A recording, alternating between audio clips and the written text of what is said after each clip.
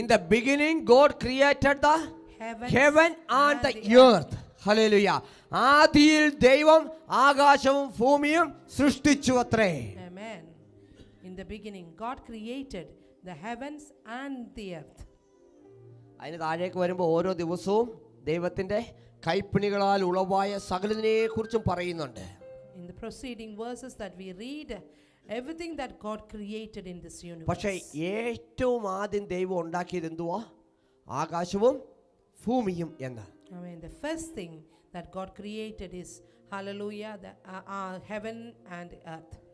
ആദ്യമേ ഒരു ഫൗണ്ടേഷനാണ് ദൈവം ഉണ്ടാക്കിയത്. The first thing God put a foundation, he laid a അപ്പം ഈ ഫൗണ്ടേഷൻ ഉണ്ടാക്കുമ്പം അവിടെ അതിന്റെ അടുത്ത വാക്യത്തിൽ പറയാം അത് പാഴും ശൂന്യവുമായിരുന്നു എന്ന്. But that foundation was, hallelujah, void and null.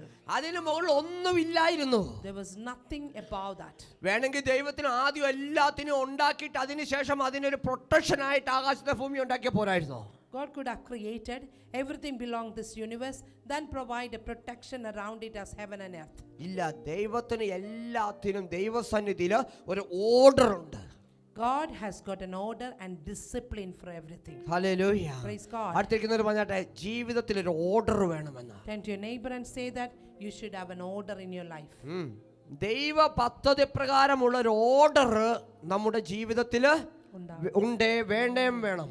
Amen. We should have a order and discipline according to the will of Lord. അപ്പോൾ ആദ്യം ആകാശവും ഭൂമിയും ഉണ്ടാക്കിയ ദൈവം, the Lord who created the heavens and earth in the beginning, അത് പാഴും ശൂന്യവുമാണെന്ന് അറിഞ്ഞതുകൊണ്ട് തന്നെയാണ് അവൻ അതിനുമേൽ hallelujah പ്രകാശത്തെ പരത്തിയത്. He had seen that earth was waste and void, and that is why he spread light over it.